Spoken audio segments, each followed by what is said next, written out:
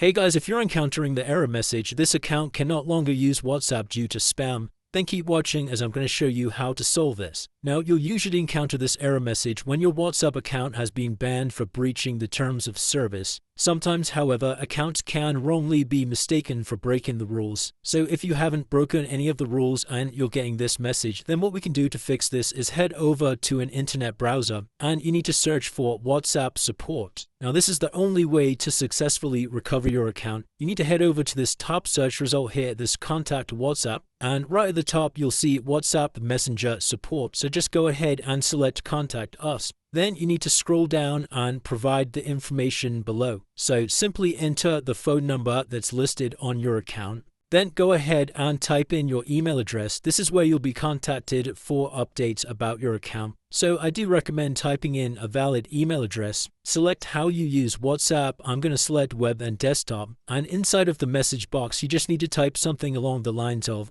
"Hi, my WhatsApp number has been banned incorrectly. I haven't broken any of the terms of service.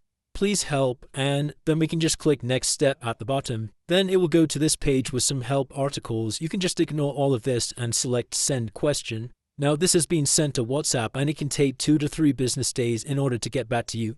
But like I said, this is the only way to successfully recover your WhatsApp account. It can just be that your account has been banned by mistake, and as long as you haven't breached any of the terms and conditions, then WhatsApp will recover the account for you. So it's as simple as that, guys. If you did find this video helpful, then please consider dropping a like and subscribing.